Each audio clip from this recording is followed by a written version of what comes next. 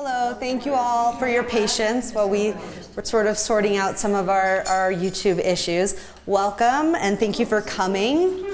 Thank you to those of you who are watching at home if we've got it up. If not, I'm sure they'll join us momentarily.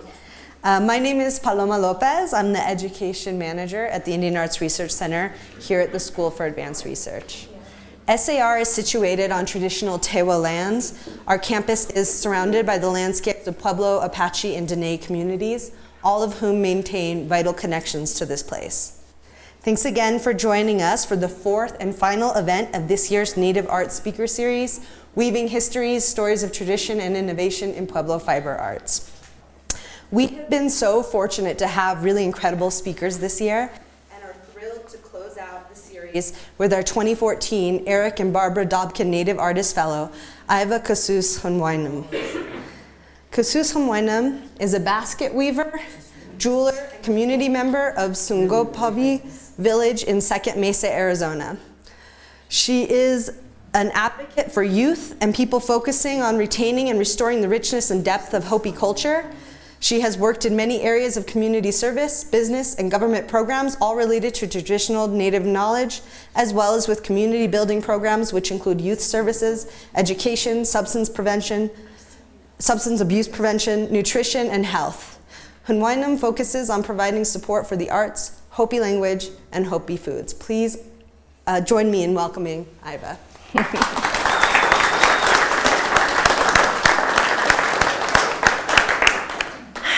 Asquale mayasa ya kami afitzabalti inimama nagwang tawa na safety ne happy honwai ne mian matsiwa ne tawa wangwa ne sungo pangaksino. Welcome everybody. I'm glad all of you were here to join me this afternoon. My Hopi name is Honyestewa, meaning female bear walking. I'm Sun Clan from the village of Sungopavi in Second Mesa, Arizona. That's the northeastern part of Arizona. That's where I come from. My first question I wanted to ask, any of you here today that were at my presentation in 2014? Is anybody here that has been to my very first presentation? One individual way back there. Yeah, and the reason why I asked that is because there's a few of the slides that I'm still using from 2014. Yeah, so I'm Hopi Navajo. We're matrilineal. My mom is Hopi, my dad's Navajo. And so I'm a basket weaver and I'm a jeweler. Yeah, so a little bit about our people. The Hopi Sinum are known as the peaceful people. Hopi are one of the oldest people who have migrated the whole world and then settled at the center of the universe. We live in the northeastern part of Arizona on 3 mesas, first, second, and third mesa. I don't know if some of you have been out to Hopi when they say, I'm going to first mesa, second mesa, third mesa. But there are 12 villages on the Hopi reservation, and the 2010 census reported that there were 18,327 Hopis. Today, there are probably over 20,000 Hopis now that are enrolled in the Hopi. So we speak Hopi, which is of the Uto-Aztecan language family. Our tradition is matrilineal, so women are very important to our culture, clanship. We have different clans, and I'm Sun Clan. My husband was Coyote Clan. So all my children are Sun Clan because we're matrilineal.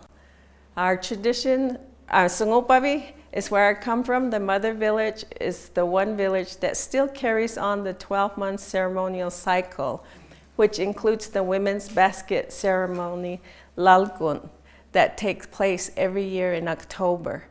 So we have different ceremonies through January all the way to December. And October is when we have our Women's Basket Society. And this is where our young women are taught how to make baskets. So Hopi basketry has been around for 8,000 years. Yucca fiber is the plant that we use for weaving baskets. We also use 3-leaf sumac branches and suhe.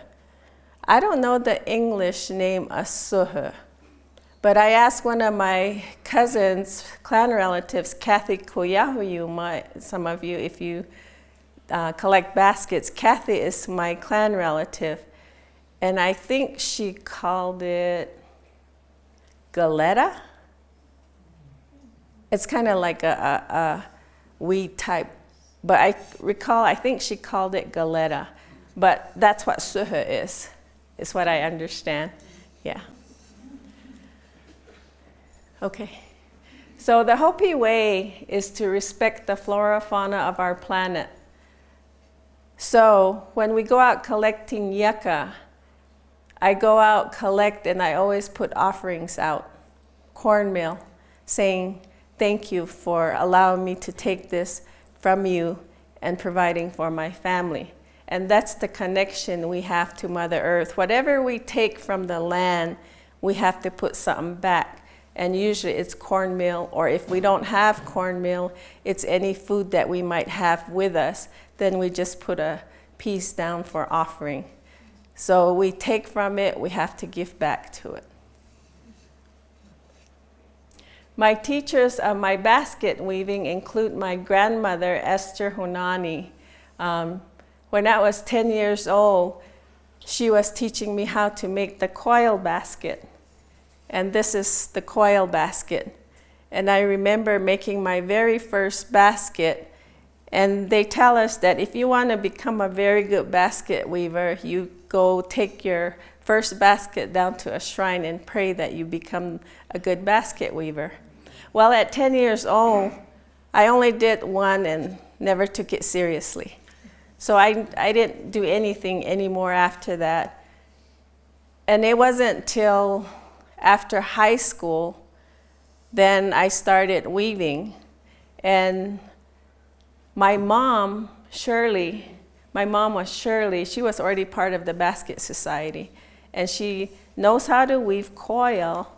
This is a coil basket. But she didn't know how to weave the sifter basket.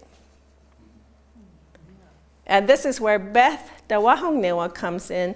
She was working for me. I own a small little shop in Second Mesa called Iskasukpa Gallery, the Burping Coyote.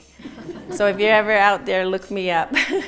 But Beth was working for me that time. My mom walked in, and she told her that I'm throwing this year.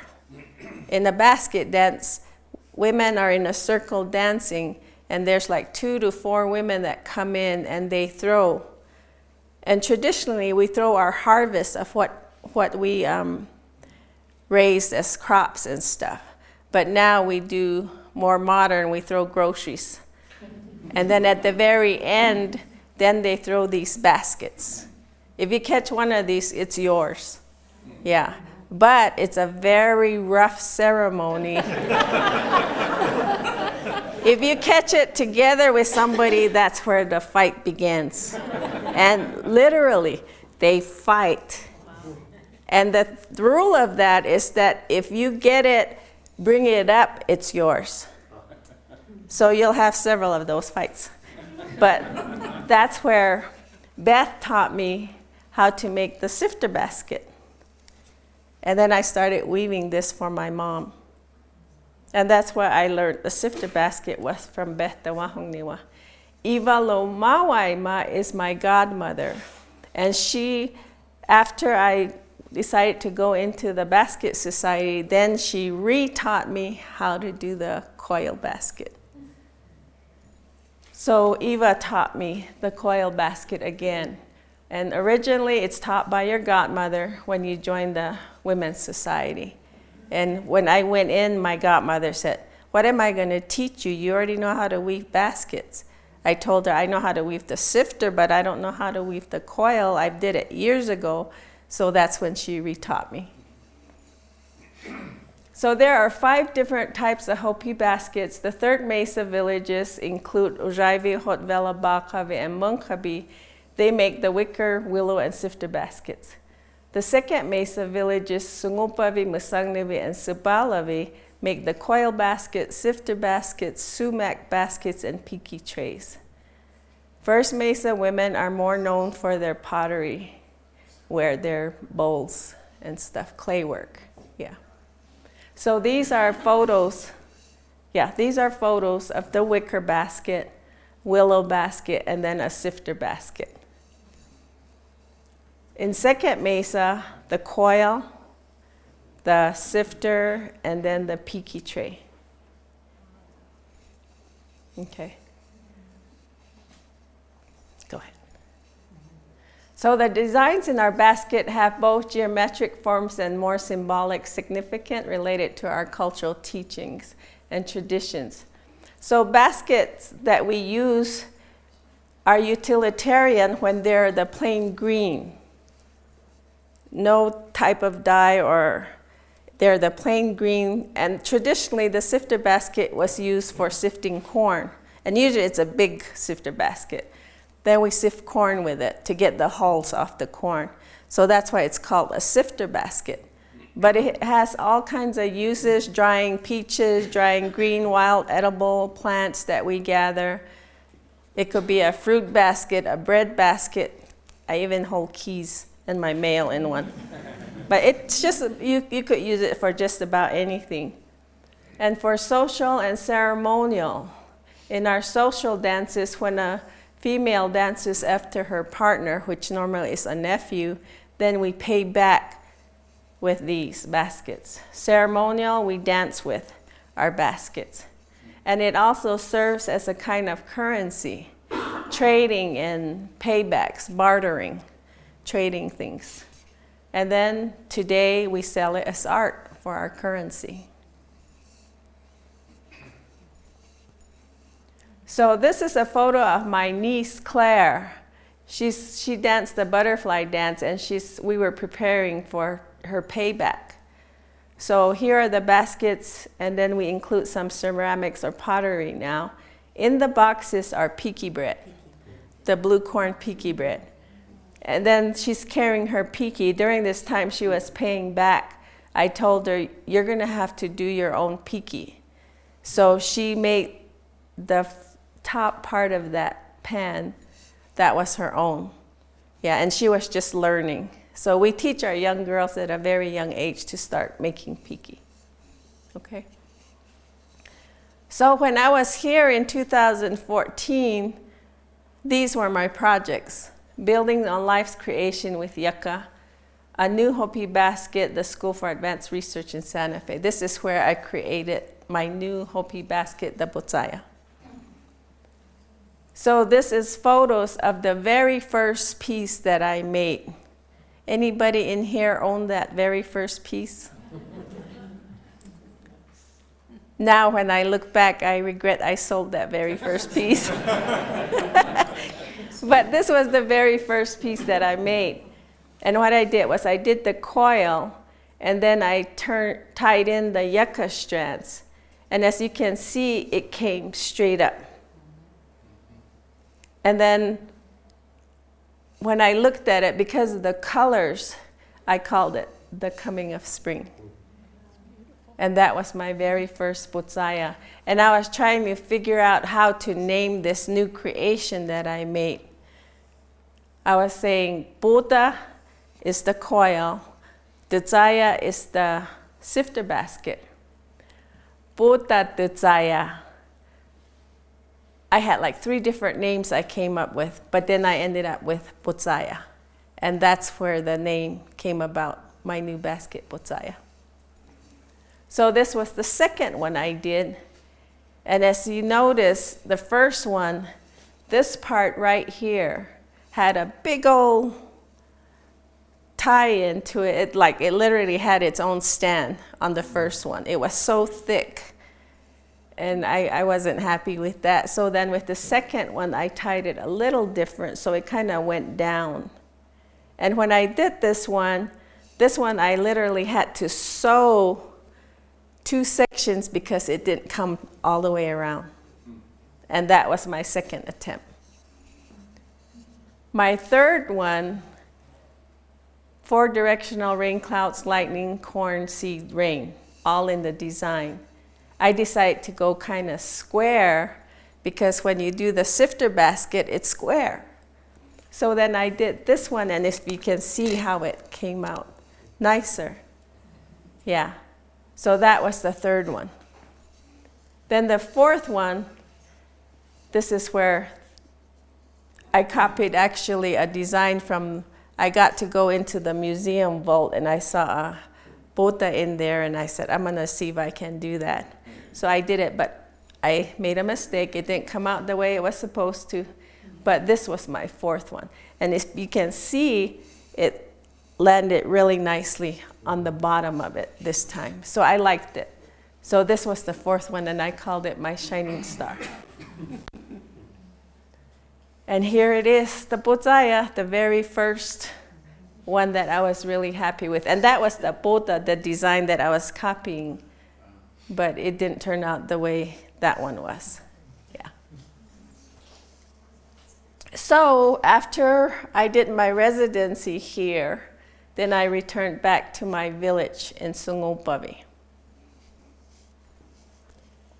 So when I left from here, I posted on Facebook showing my work, showing my baskets of what I created. I got a lot of positive comments like, wow, that's different, wow. But then when I got home, Mom says, oh, your headline's in the village because of your new basket. And I said, yeah, I know, I got an email from our chief this morning. Yeah, but there was a few women that objected to what I was doing, combining the coil and the sifter basket together. So when I got home, I was headlines, and I told my mom, don't worry about it, let me deal with it. And I told our chief, can you gather the leaders and let me explain what I'm doing and why I'm doing it and why I created this basket. Because when I first decided to combine the baskets, I mentioned it to my uncle. And he told me, you can't just make something just to make it. You have to have a purpose for it, especially if it's something related to our ceremonial practices. So with that thought while I was here, I'd never been away from my family alone. I spent 3 months here. It gave me a chance to look at myself, my life, what I was like. I was, they used to call me the ever ready, what do you say it? Ever ready bunny. Yeah, the ever ready bunny, because I'm constantly going. And I remember my dad telling me, you need to slow down. You're gonna have a heart attack at a young age. But when I got here, it gave me a chance to look at me. Plus it gave me a chance to look at my community. Boy, when I saw that, it was sad, you know? And just thinking while I was preparing my yucca, that's when that feeling of why I'm doing this came to me. And that was what I said, oh, this is my purpose. I'm here for a reason, to look back at my community. So when I created the coil, I decided that's gonna be the foundation that I wanna work towards for the future, to make a tight foundation for our community.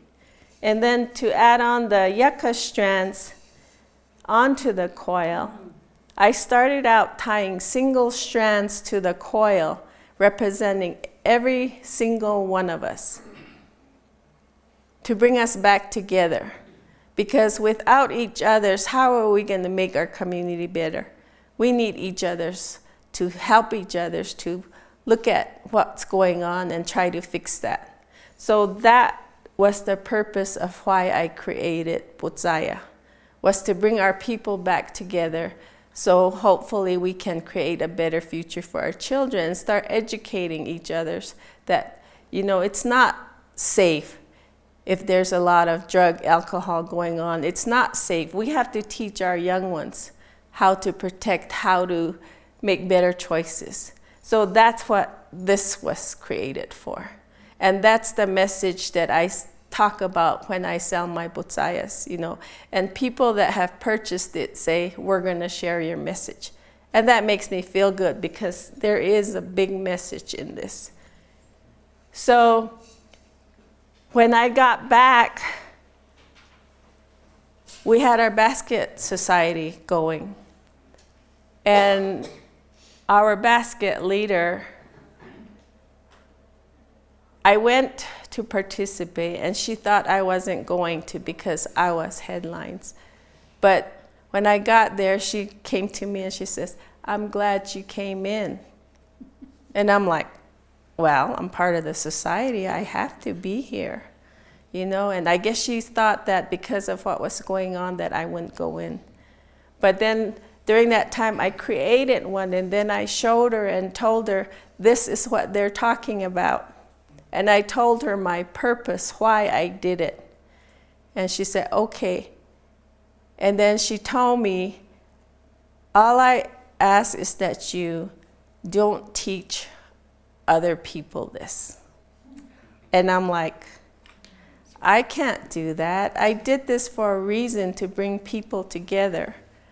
And I can't promise you that, because people are so artistic, they can look at that and they're gonna copy it. And I said, and besides, it has a good message in it. Why would I not want to share it? And then she said, okay. She accepted it. And then I told her the purpose, and then she told me, I want you to dance with it all day long, and then I want you to throw it to give it life. And we do a ritual that I can't really explain, but she accepted it. And when she did that, I was so happy that I said, okay, I'm gonna continue this. So then I kept on. I kept on doing it. And as I was doing it, I was improving as I was creating. Because in the corners, I had like very wide spaces. If any of you seen some of my older Pootsayas, there's like big spaces in the corner. So I was, as I'm going, even up to today, if I see something I can make it better, I try to work at that. So demonstrations, after that went on, then I kept on weaving. Then I started demonstrating, people calling me. Can you come share your story? Can you come show us your work? Then I started getting calls from collectors. And I remember the first night that I was at doing this presentation after my residency, I went to the studio. We showed my baskets of what I had, and my husband said to me, are you ready for this? I'm like, ready for what? For this. And I didn't even know what he was talking about. Until 2018, when I was at the Swaya Indian market, and I had like, I think 8 of these of my Pootsayas. And then they come running and say, you're on the center page of Swaya, this huge photo. People kept saying, oh, we love your article. And I didn't know what they were talking about. And then my son comes running, look, Mom, you're right here, this big old page. I looked at that and I'm like, oh, that's what they're talking about. And then as the day went on, people recognized this. They took to it, and it was just selling. And I stood there, and my last Pootsaya, I just started crying. It finally hit me. This is what he meant. Are you ready for this? I looked at him, and 4 years later, and I said, now I know what you mean. Yeah, but it was really like, wow. You know, and up to today, I'm very thankful for everyone that helped me through this. These are photos of some of my Pootsayas, my sifter basket, the butterfly, and then the star.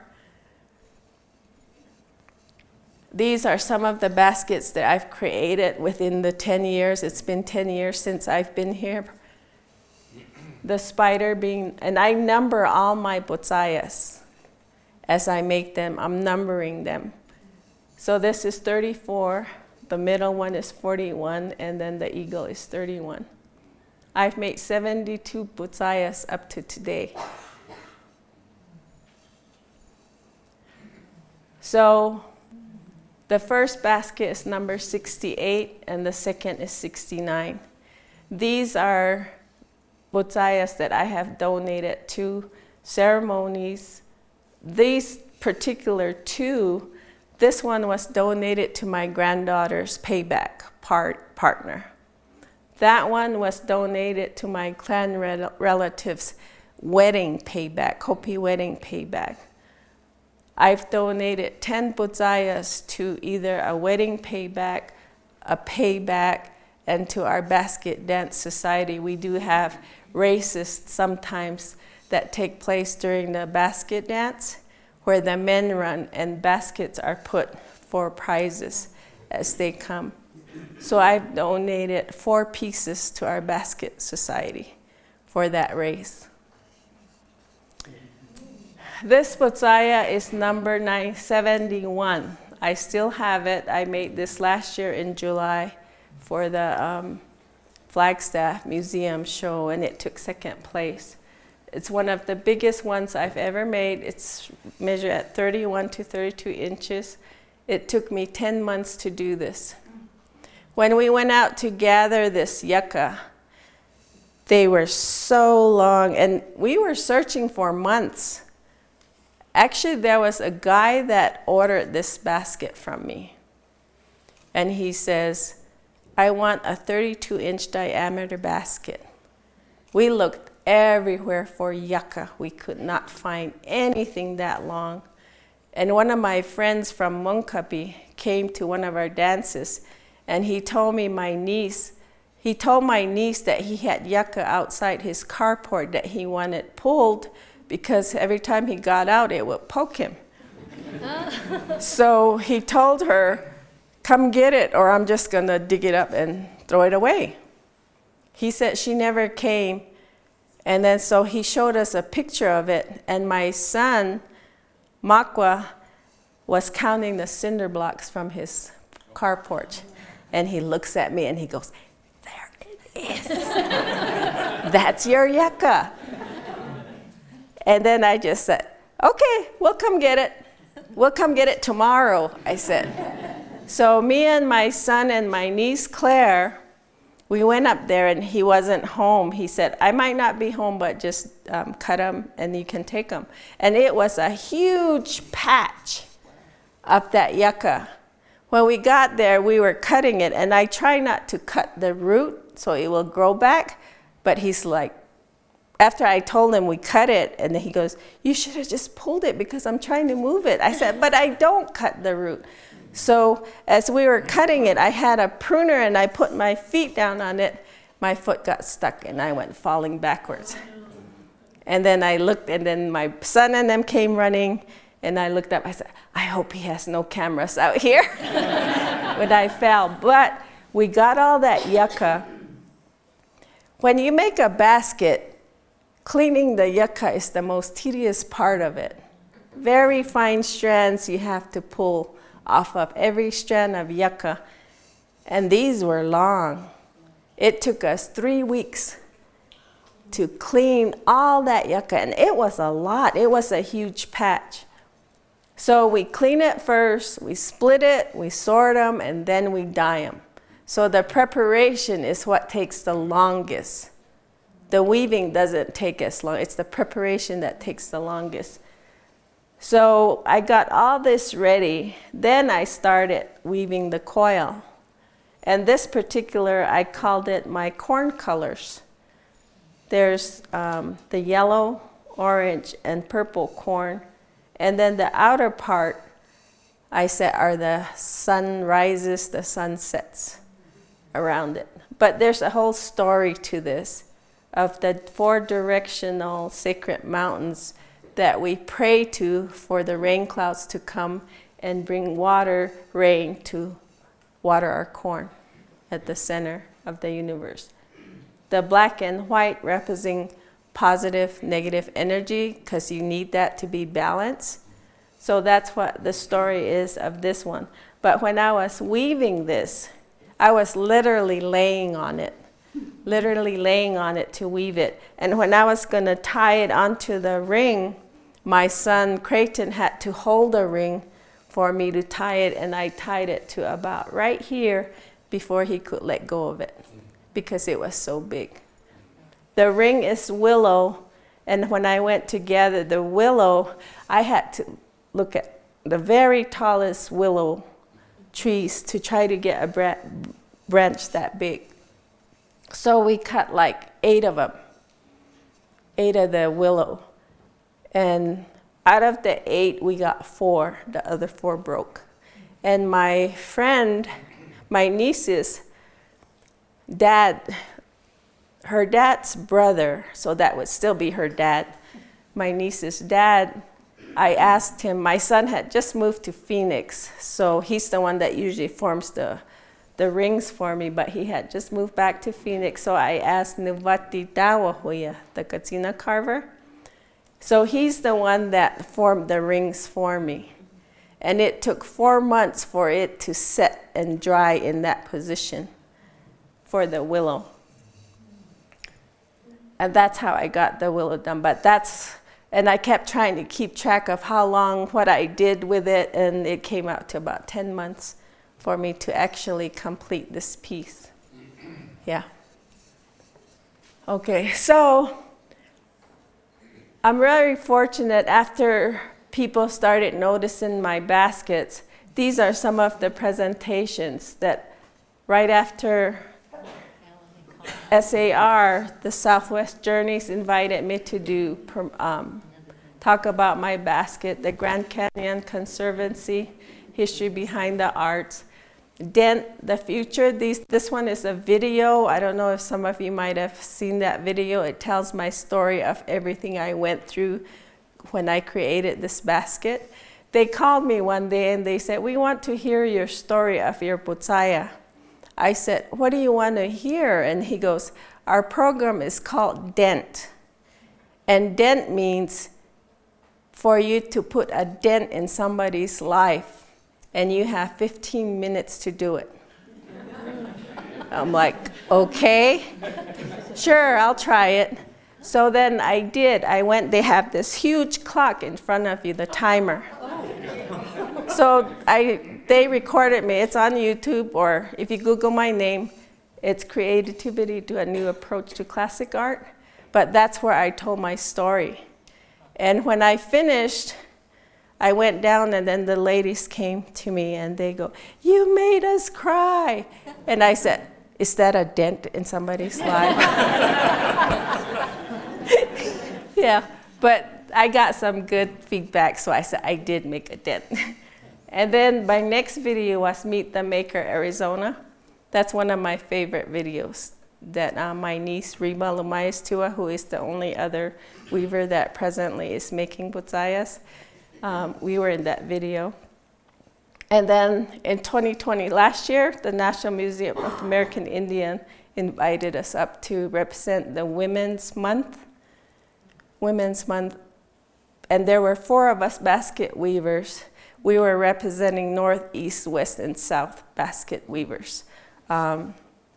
Corinne Pierce was from California. Oh gosh, I'm so bad with names. But one of them, if you look me up, you'll see us on there. But we represent all 4 directions. And then they got a good review on that. Oh, and then School for Advanced Research selected me for the International Folk Art Show last year.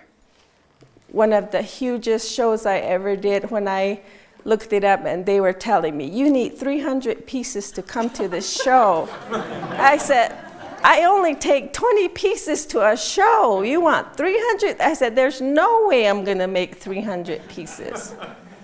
I ended up with 82 pieces. I came back with 6. It was a very good show, but it just totally burned me out. And that was in July. Santa Fe Market is in August. I had 2 more shows to do. I did those 2 shows and I said, no more. So in September, October, November, December, January, I took 5 months break to not do nothing. I was so burned out after that international show. And then this one, Washington, D.C., this year, I started out in March with 3 shows back to back. Washington, D.C., again, the Native American art. Then I went to the University of Arizona. They were doing a book signing on Native basketry, and they had all the weavers that were in that book come and show their pieces.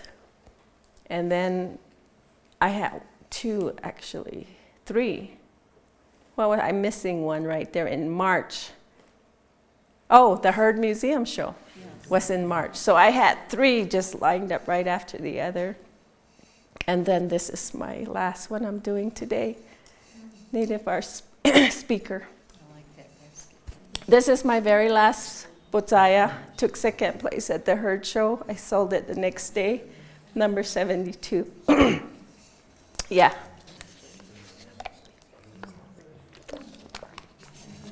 So my very first piece and my very last piece that I've made. Within the 10 years, you see the difference in it. So this quote by Nancy Conant: when buying from an artist maker, you're buying more than just an object painting. You are buying hundreds of hours of failures and experimentation.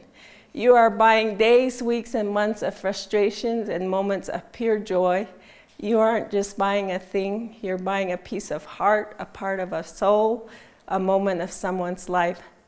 Most importantly, you're buying the artist more time to do something they are passionate about. Yeah.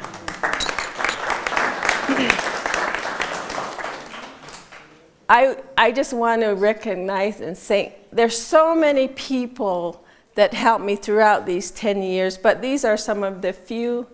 Alicia Poon from SAR, and the staff, whoever selected me to come here, all of them, everybody here that took care of me. Mike Razzo is a friend of mine from New York. He created my Wikipedia for me.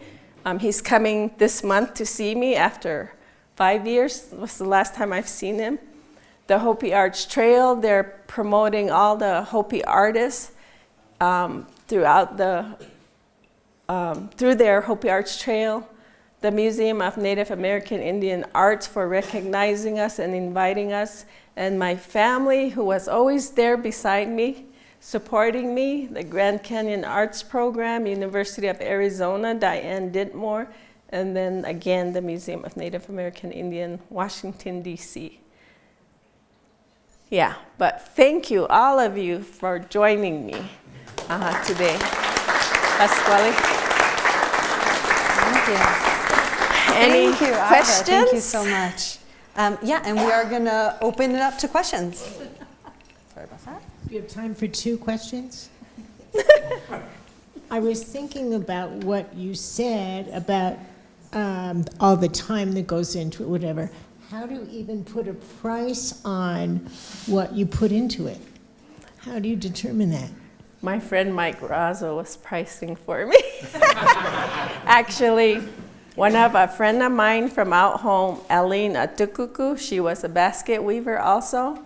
I remember when I first did my very first show, I told her, I don't even know how to price these. And she came and she started pricing. Then I'm like, you're kidding. She goes, no, this is a lot of work. It's a tedious job to work with yucca. And I said, okay. And she said, don't worry about it. I was worried. But in time, then I said, yeah, if somebody appreciates your work, they're going to take it. So that's how I started learning. Good. Yeah. My second question is, while you're weaving a basket, does the piece of yucca or whatever you're using, does it ever break? Yeah. And then what do you do? Yeah. You have to be in a good mode, a good positive energy to be weaving. If something's not going right, I'm like, something's not right. So I just leave it. I don't touch it until I'm feeling really good, and then it'll just go. You have to be in that state. But how do you mend it within the design? If it breaks, then you have to continue. There's Well, I don't leave the breaks in them. Like if I'm gonna complete one, I fix it. And they tell us that if you make a mistake, maybe it was meant for a reason.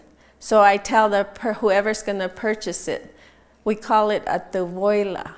It's a mark so you can recognize your basket. Yeah. So wherever that error is, you would recognize it through that. And then a lot of them say, I don't see the mistake. And I'll tell them I made a mistake here. It's a tevoila. Yeah. Are there any other? Oh, we've got a couple. Oh, okay. Yes, could you tell something about your dyeing process? What dyes your natural dyes you're using? Okay. I have a lot of like roots that I use. We have like different types of wild teas. Sita makes the orange. The hoisi is kind of like an olive green. I use beets for red, the beet root. There's turnip roots that are purple, onion leaves, the different colors. I like to experiment with dyeing also. I've used coffee for brown. I've planted hollyhock flowers last year. I haven't tried it yet, but a really dark maroon. I've used goldenrod, yellow.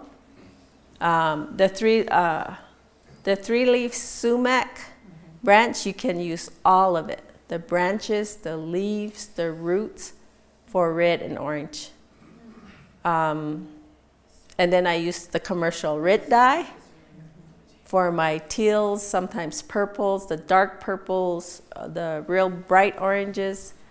So I kind of mix some of them together. White is hard to come by because it's natural. Just every once in a great while I'll do a all white background. But like I said, white is so hard to come by, so I try to use just a little bit in certain baskets. But I like to bleach my yucca and leave it by the window so it bleaches it. Do you set the dyes then?